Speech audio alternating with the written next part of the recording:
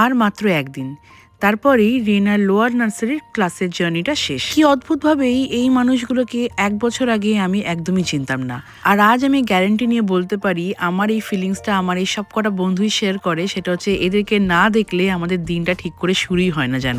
পূজা আমাদের সবার জন্য বানিয়ে নিয়ে এসেছিল কফি। এই রাজুদার জ্বালায় আমাদের কারোর আর ডায়েট হচ্ছে না।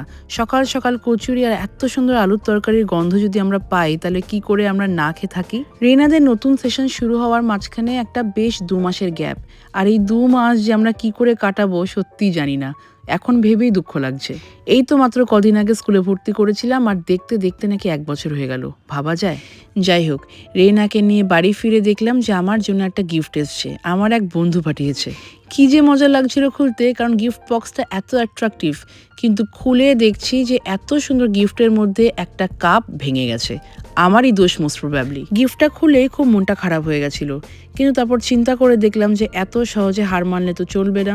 আশা করছি ফেভিকুইক লাগালে ঠিক আটকে যাবে, দেখা যাক। তারপরে ওই দুঃখ মন নিয়ে চলে গেছিলাম রুশাজের একাডেমিতে, কারণ আজকে ছিল আমাদের মেকআপের ক্লাস। আজকে আমাদের সব স্টুডেন্টরা তাদের নিজেদের প্রোডাক্ট নিয়ে এসছে। এই কথাটা স্পেসিফিকলি বললাম কারণ এতদিন ধরে আমাদের একাডেমি থেকে প্রোডাক্ট প্রোভাইড করা হচ্ছিল। যখন নতুন স্টুডেন্টরা ভর্তি হয় তাদের প্রোডাক্ট নলেজ না দিয়ে আমরা তাদেরকে প্রোডাক্ট কিনতে একদমই অ্যালাউ করি না। তাই তাদের হালকা প্রোডাক্টের ব্যাপারে যখন নলেজ হয়ে গেছে তখন তারা নিজেরাই গিয়ে প্রোডাক্ট কিনে নিয়ে এসেছিল ক্লাসে। ক্লাস শেষ করে চলে এসেছিলাম বাড়িতে, আর দেখলাম যে ব্যালকনি থেকে রিয়েনা আমার জন্য অপেক্ষা করছে। এই জিনিসটা এত সুইট লাগে আমার, মনে হয় কেউ তো আছে যে আমার জন্য ওয়েট করে। সন্ধেবেলা ছিল আবার আমার বন্ধু পিয়ালির বউ ভাত। আবারও পিয়ালি ভুলভাল অ্যাড্রেস দেয়, যার ফলে একদম অন্ধকার ঘুটঘুটে রাস্তা দিয়ে আমাদেরকে এই ভেনিউতে আসতে হয়। ভাগ্যিস রাস্তাতে একটা ভাইকে পেয়েছিলাম যে কিনা এই বিয়ে বাড়িতেই আসছিল।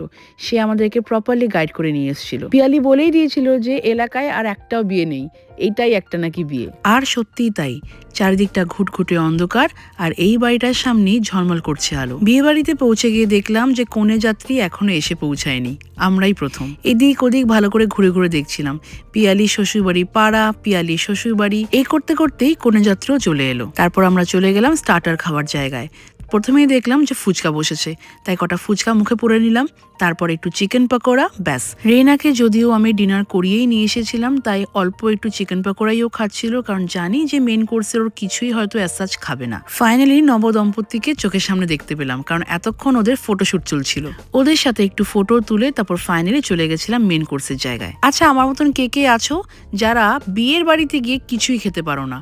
তখন মনে হয় গা গুলাচ্ছে, গ্যাস হয়ে যাবে, ভয় লাগে। অবশ্যই কিন্তু কমেন্ট বক্সে জানিও, তাহলে বুঝবো যে আমি একা নই। ফাইনালি কিছু চোখের খাওয়া খেয়ে আমরা বাড়ির দিকে রওনা দিলাম। Thank you for watching, tata.